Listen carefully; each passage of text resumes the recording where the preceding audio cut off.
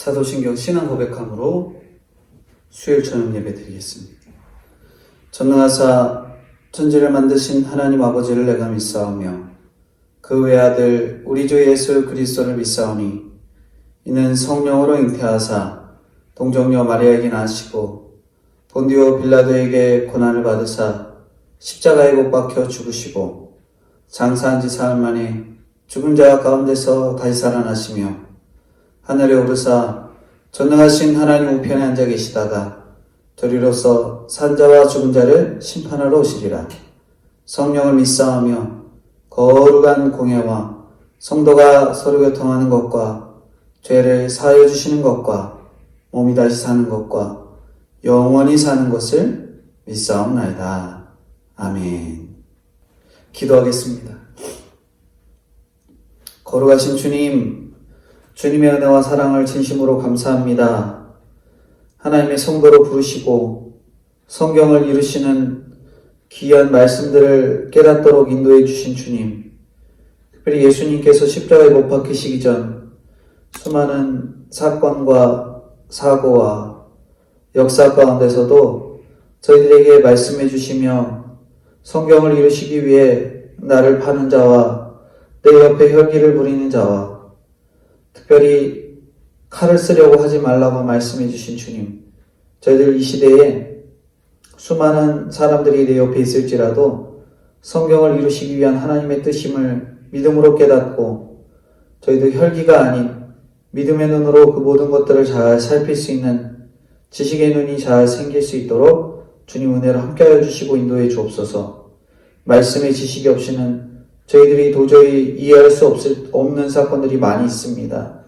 말씀을 통해 깨닫게 하시고 말씀을 통해 지혜롭게 하셔서 어떠한 사건들이 오든지 간에 넘어지거나 좌절하지 않는 저희들 되게 하시고 특별히 믿음을 지키는 성도로서 성도의 이 부적절한 모습들을 이 세상의 뉴스와 사건들을 통해 살펴보는데 저희들 어떠한 것에도 넘어지지 아니하며 저희들의 신앙을 지키게 하시고 내 믿음을 지키게 하셔서 어떤 것에도 흔들리지 아니하는 저와 사랑하는 성도님들 될 수 있도록 은혜를 함께하여 주시고 인도해 주옵소서.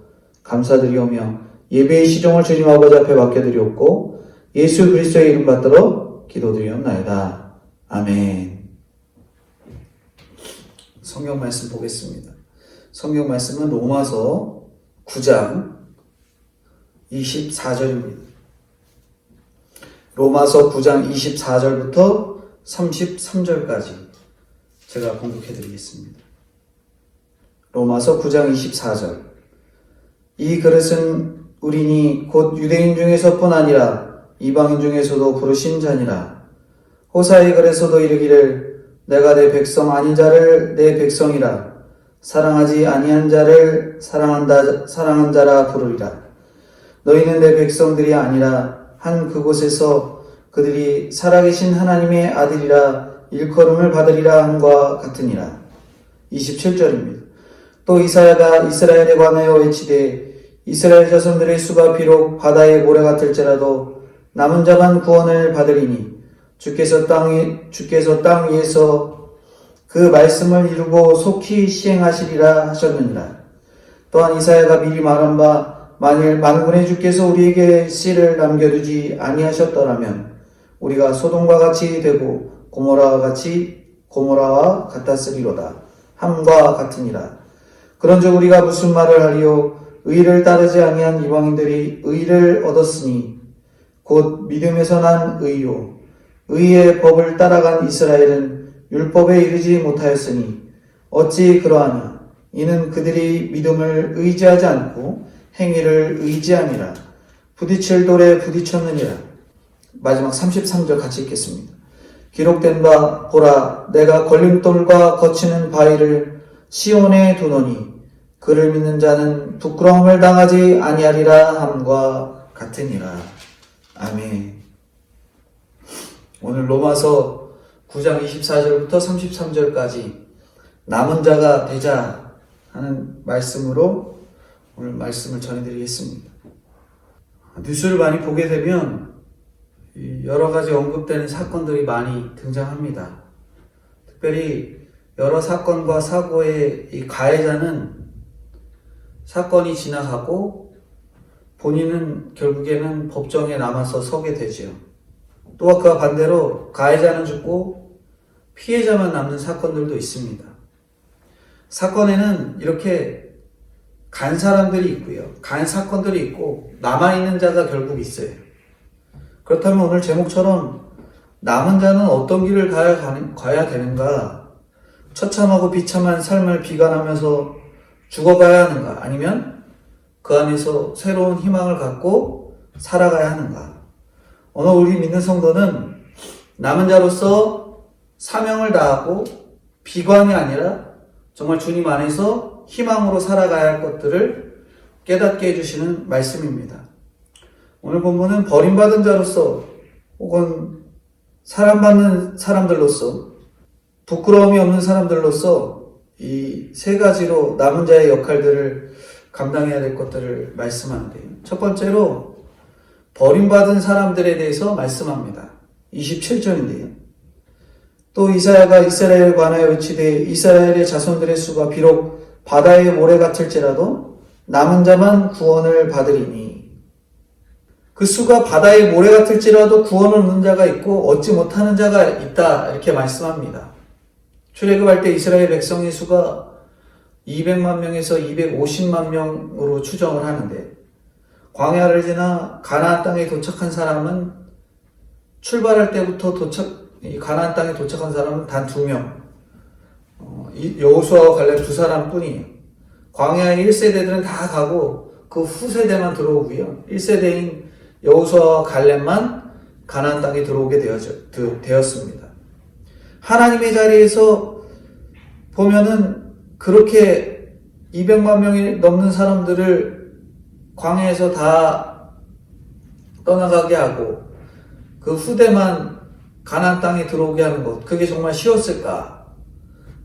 힘들게 출애굽한 하나님의 자녀들이 약속의 땅에 들어가지 못한다는 것은 어느 누구보다 주님께서 가장 안타까워하셨을 것입니다.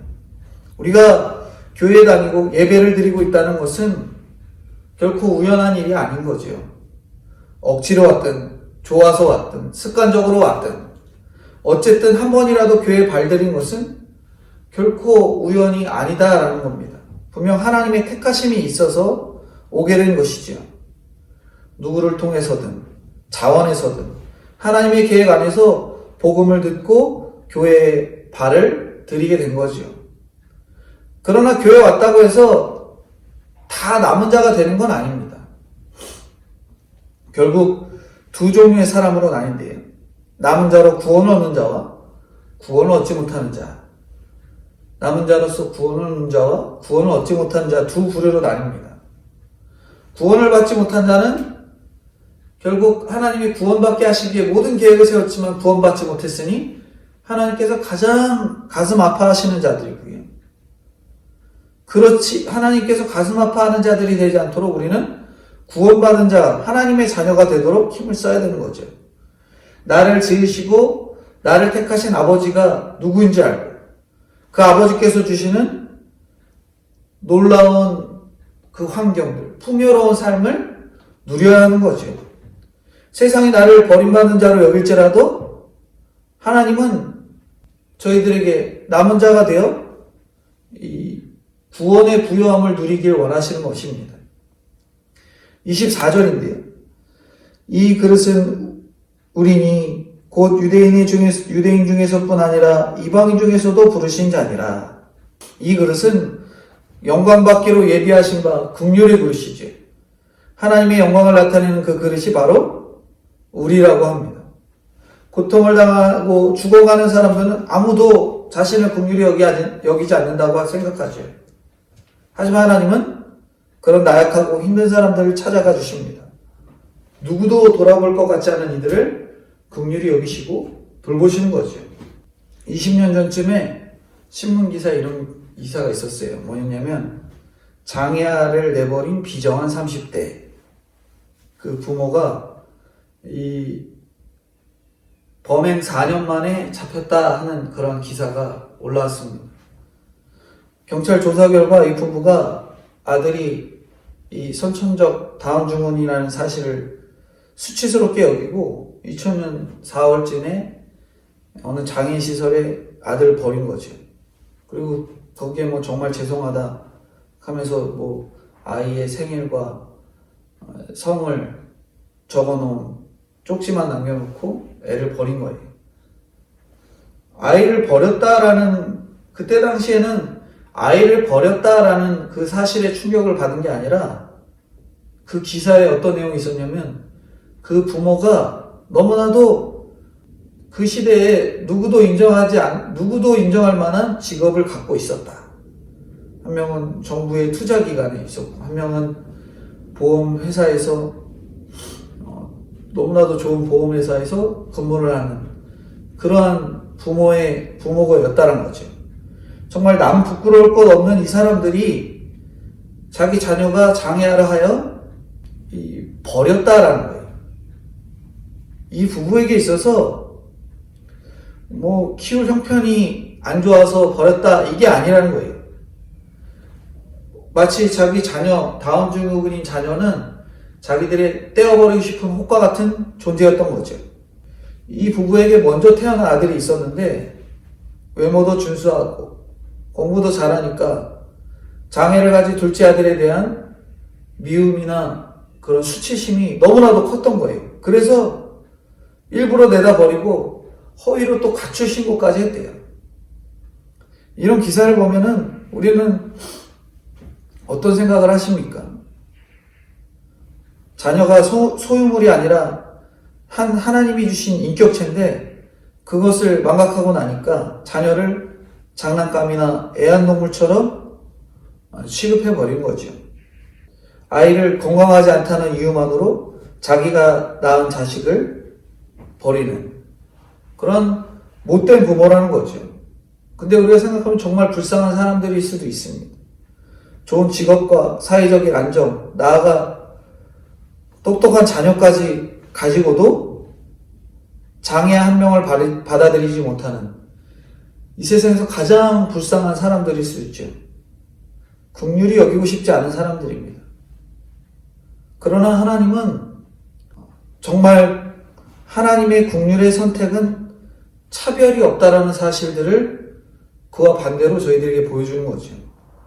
누구는 똑똑한 사람이니까 하나님께서 선택하셔서 사용했으면 좋겠다. 그게 아니라 정말 힘들고 어려울지라도 믿음 하나만으로 살아가는 자를 하나님께서 차별 없이 긍휼함으로 택하신다는 거죠.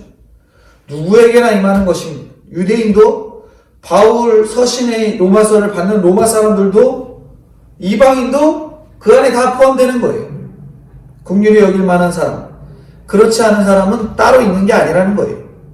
버린 자도 버림받은 자도 하나님의 긍휼의 그릇으로 택하시고 그들을 부르시는 거죠. 부르심에 응하는 자만이 하나님의 남은 자로 구원을 얻을 수 있게 됩니다. 두 번째로 남은 자에 대해서 사랑받는 사람들에 대해서 말합니다. 25절, 26절입니다. 같이 읽겠습니다.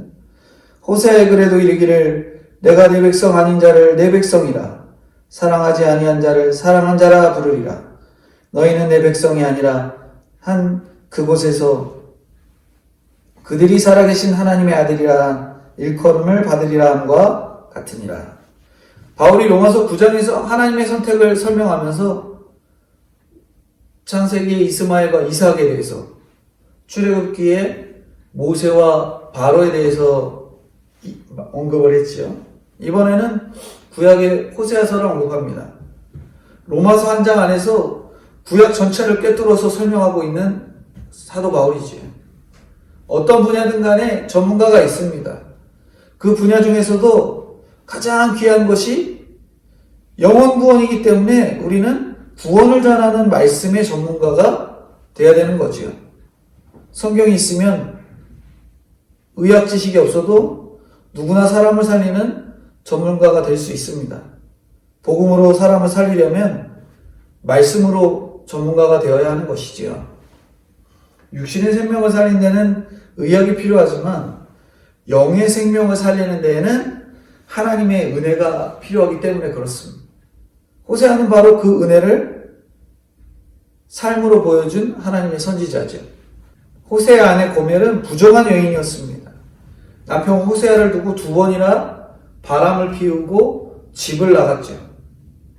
한 번은 임신한 상태로서 나가기까지 했습니다. 도저히 용납할 수 없는 그런 아내를 하나님은 그냥도 아니고 값을 지불하고 데려오라 이렇게 명령하시죠. 부인만 문제가 아니었습니다. 새 아이가 있잖아요. 첫째 아들은 이스라엘. 이스라엘 뜻이 뭐냐면 하나님이 이스라엘을 폐하실 것이다. 둘째 딸의 이름은 로루아마. 내가 다시는 이스라엘 족속을 국률이 여기지 아니하실 것이다. 국률이 여겨서 사하지 않겠다. 세 번째는 로암미인데 로암미의 뜻은 내 백성이 아니다 라는 이름을 붙인 거예요. 이런 이름을 붙일 정도로 부인은 바람나고 자녀들은 정말 소망이 없었던 거죠. 남들이 보면은 호세야 너 왜 사냐 할 정도로 심각한 가정 환경이었습니다. 마치 앞서 말한 다음 증후군 아들을 버린 부모처럼 호세 역시 아내고 자식이고 속으로 다 버리고 싶을 정도의 그러한 상황이었다는 거죠. 내가 명색이 하나님의 선지자인데 어쩌다 우리 집이 이런 콩가루가 되었나. 속으로 그런 생각을 할 수도 있겠죠. 그렇다고 호세아가 하나님 때문에 억지로 고멜을 데려왔다? 선지자로서 말씀을 적용하느라고 용서할 수 없는 부인을 억지로 데려왔을까? 이 부분도 우리가 한 번 더 생각해 볼 필요가 있습니다. 물론 하나님의 명령이 우선이었기 때문에 선지자로서의 역할이 당연하다고 할 수 있지만 하나님께서 그 여인을 데려오라고 하고 그 여인과 같이 살라 했을 때 하나님께서 호세아에게 이미 사랑하는 마음을 부어주었을 거예요. 그것을 통해서 호세아가 아내를 사랑하는 마음 그리고 같이 살아갈 수 있는 의지가 생겼을 것이죠. 호세아 시대가 이스라엘이 멸망하기 직전이거든요. 호세아는 자신의 가정을 보면서 이 멸망 직전인 이스라엘의 영적인 암흑기를 선지자로서 볼 수 있었던 겁니다. 망하는 것도 모른 채 비파를 뜯고 송아지 고기 즐기는 이스라엘 백성을 향한 그런 하나님의 안타까움을 호세아는 하나님께서 주신 그 가정 안에서 깨달을 수 있었던 거죠. 호세아는 그 하나님의 사랑에 공감해서 문제 많은 고멜 그리고 자녀들을 사랑할 수 있었던 겁니다. 콩가루 같은 자기 가정을 통해서 다른 가정의 문제도 공감하고 함께 애통할 수 있었던 하나님의 선지자가 바로 이 호세아였던 거죠. 그래서 함께 울고 기도하며 하나님의 백성이 아닌 자를 백성 되게 하고 사랑하지 아니한 자를 사랑하는 자 되도록 하나님의 사랑을 힘써서 전하게 되었던 인물이 바로 호세아라 할 수 있습니다. 사랑이 우리를 남은 자가 되게 하는 거죠. 호세아의 사랑은 자신의 부인도 변화시키고 이스라엘도 변화시키고 수천 년이 지난 성경을 읽고 그 성경을 깨달은 오늘 나에게도 사랑의 울림을 전하는 겁니다. 아무리 용서가 안 되고 가망이 없는 사람이라도 사랑으로 살릴 수 있다는 것을 말씀을 통해서 저희들에게 말씀해 주는 거죠. 남은 자는 그렇게 사랑의 일들을 감당하고요. 사랑 받을 수밖에 없는, 내가 예수님을 믿는 자로서 사랑 받을 수밖에 없는 자라는 것을 깨닫는 것. 그것이 굉장히 중요합니다. 그게 남은 자의 역할인 거예요. 마지막 세 번째 남은 자가 되라 하는 말씀에서는 부끄러움이 없는 사람들을 말씀합니다. 27절부터 29절인데요. 또 이사야가 이스라엘에 관하여 외치되 이스라엘 자손들의 수가 비록 바다의 모래 같을지라도 남은 자만 구원을 받으리니 주께서 땅 위에서 그 말씀을 이루고 속히 시행하시리라 하셨느니라. 또한 이사야가 미리 말한 바 만일 만군의 주께서 우리에게 씨를 남겨두지 아니하셨더라면 우리가 소돔과 같이 되고 고모라와 같았으리로다 함과 같으니라. 세 번째, 부끄러움이 없는 사람들을 말하는데 출애굽한 이스라엘의 광야 1세대 200만 명 중에 2명만 가나안 땅에 들어갔다고 언급하잖아요. 많은 사람이 약속의 땅에 이르지 못한 것처럼 많은 사람이 구원받지 못하고 망할 수밖에 없습니다. 하지만 모두가 구원받는 것은 아니라고 해도 모두가 멸망하는 것도 아니지요. 하나님 반드시 이 말씀을 이루사 우리를 남은 자가 되게 하시고 구원을 얻게 하십니다. 호세아의 사랑으로 씨를 남겨두시고 구원으로 인도하신 것처럼 나 한 사람을 통해서 우리 가정에 믿음의 씨를 남겨두시는 것입니다. 유혹이 많은 세상에서 어떻게 남은 자가 될까? 적은 수가 들어갈 수밖에 없는 그 좁은 길에서 어떻게 남은 자가 될 수 있을까? 예수님께서 사역하실 때도 기적을 베풀면 많은 사람이 모였잖아요. 그러나 오병이어의 기적을 보면 많은 사람들이 모이다가도 요한복음 6장 60절에 보면 나는 생명의 떡이다. 나를 먹고 마시라 하면 이 사람들이 이 말씀이 어렵다. 누가 들을 수 있냐 하면서 다들 도망을 갑니다. 십자가의 길을 전하면 사람들이 다 흩어져요. 그래서 우리에게는 이 가지치는 노력이 필요합니다. 말씀을 듣고 묵상을 하고 저희 각자의 삶에 적용을 하면 말씀으로 내 욕심과 죄를 가지치게 하게 되는 겁니다. 소돔과 고모라 같은 절망의 상황에서도 우리가 말씀을 펴고 묵상을 하고 우리들의 행동 하나하나에 말씀을 적용을 하면 하나님이 남겨두신 씨로 구원을 이룰 수 있게 되는 거죠. 30절부터 32절인데 그런즉 우리가 무슨 말을 하리요 의를 따르지 아니한 이방인들이 의를 얻었으니 곧 믿음에서 난 의요 의의 법을 따라간 이스라엘은 율법에 이르지 못하였으니 어찌 그러하냐 이는 그들이 믿음을 의지하지 않고 행위를 의지함이라 부딪힐 돌에 부딪혔느니라. 이방인도 이제 막 복음을 들은 사람도 믿음으로 구원을 얻습니다. 오래 믿는 사람들 가운데 당연히 나는 믿음이 있지 하면서 율법에 치중하는 사람들이 있잖아요. 그러나 성경 어디 봐도 율법을 지킬 만한 인생은 한 명도 없습니다. 율법의 구원에 이를 사람은 더보다 아무도 없지. 하나님이 나를 선택하셨는지 아닌지 어떻게 알 수 있는가? 내 행위가 의로워짐으로 알 수 있어요? 합리적인 이성과 지식으로 알 수 있는가? 아니죠. 하나님이 나를 선택하신 것은 오로지 나의 믿음. 어떤 상황에서도 흔들리지 아니하고 주님을 의지하겠다고 하고 주님이 하신 일이라고 하고 의지하고 믿음으로 나가는 것. 내 힘으로 의에 이를 수 없다는 것. 그것을 인정할 때 하나님의 선택을 알 수 있습니다. 하나님은 내가 율법을 지킬 수 없다는 것을 아시고 만세전부터 약속을 주셨어요. 나의 노력과 선행으로는 의에 이를 수 없기에 반석 대신 예수님을 의지해서 의에 이르도록 미리 예비해 놓으셨습니다. 그런데 우리는 날마다 내가 했다, 내가 한다, 큰 소리 치죠. 마치 인간 승리를 외쳐댑니다. 그렇게 행위만 부르짖으니까 내가 의지할 때 그 예수님이 도리어 거꾸로 매사에 부딪히는 돌이 되고 마는 거예요. 고난이 와도 나는 그렇게 열심히 했는데 왜 이런 고난이 오느냐 하면서 하나님께 원망을 쏟아내고 불평을 쏟아내는 거죠. 사건들이 내 인생의 걸림돌이 되는 것입니다. 저도 몸이 자꾸 아플 때마다 이게 걸림돌이 되고 핑계가 되는 거예요. 그러다가 축복을 조금 주셔서 풀리면은 이번에는 뭐라 그래요? 내가 그만큼 기도했으니까, 내가 믿음이 있었으니까, 내가 다른 사람들보다 믿음이 있으니까, 잘해서 그러니까. 그러면서 오히려 내 탓으로 다 돌리는 거죠. 그리고 뭐 어떻게 돼요? 그렇게 먹고 살만해지니까 야 이렇게 좋은 날 교회만 가서 어떠냐, 좀 놀러 다니고 교회 한두 번 빠질 수 있지 않냐 하면서 계속 이런저런 생각이 들어오니까 또 교회 나가는 것이 우리 인생의 걸림돌이 되는 거죠.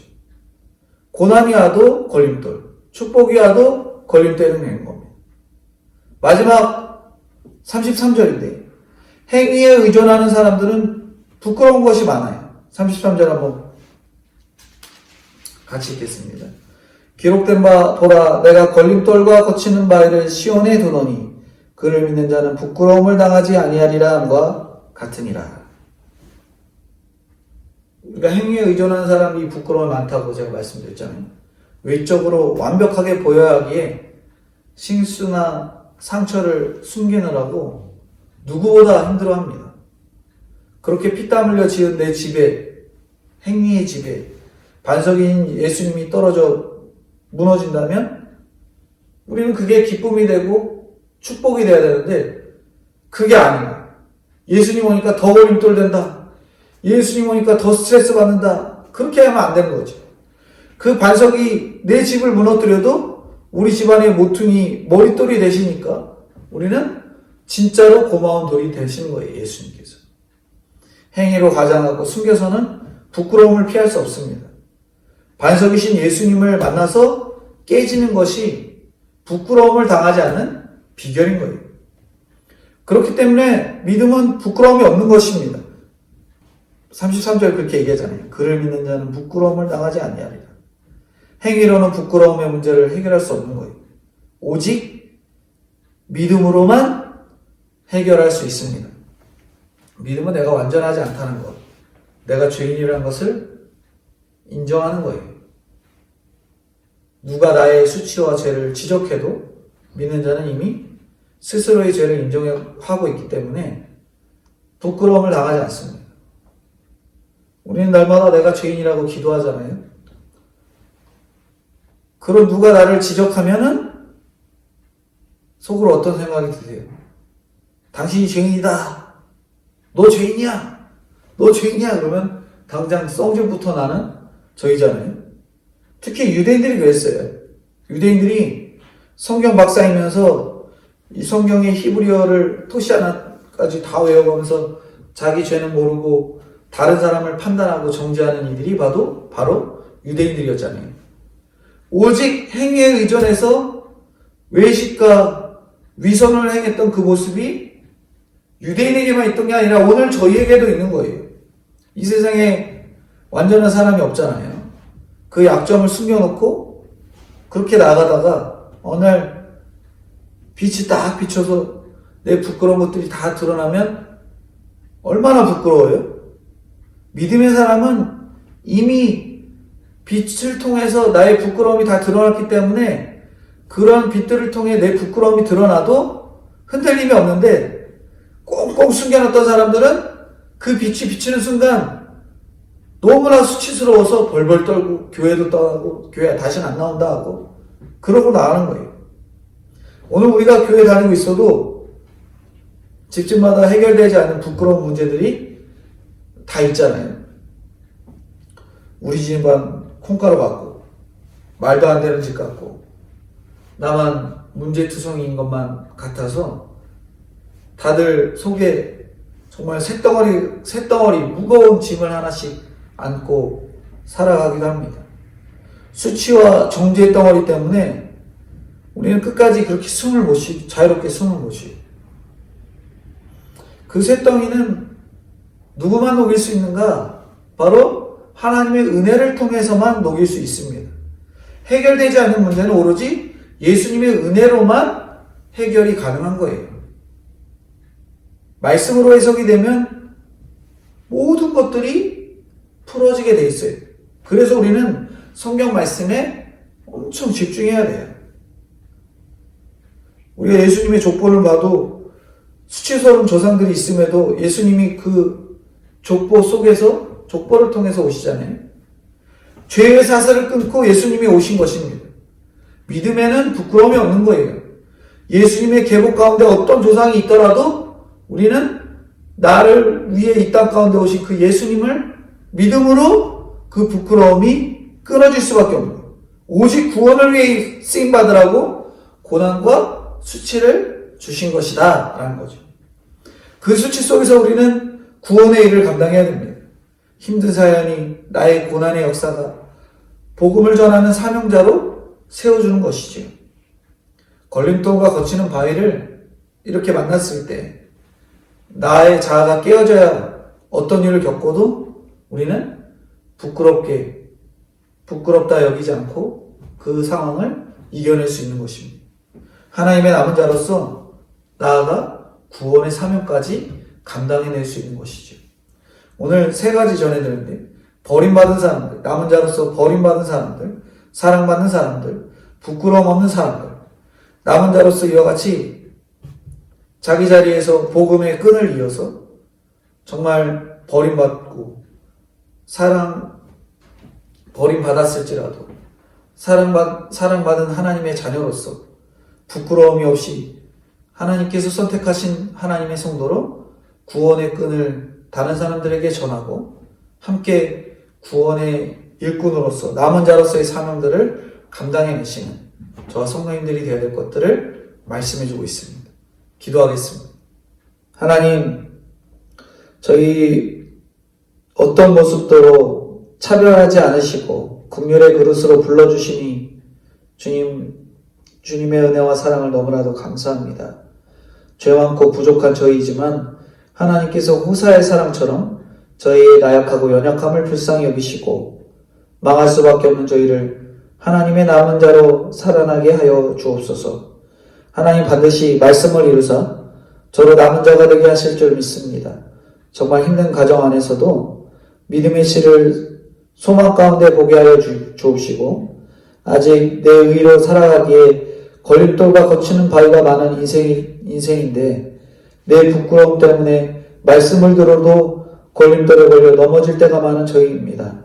주님, 부끄러운 일 때문에 부끄러운 게 아니라 믿음이 없어서 부끄럽다는 것을 알게 하여 주시고 반석이신 그리스도를 만나지 못해 부끄러움으로 병들어 죽어가는 저희임을 알게 하시고 저희를 그 죄에서 그 죽음에서 살아나게 하여 주옵소서.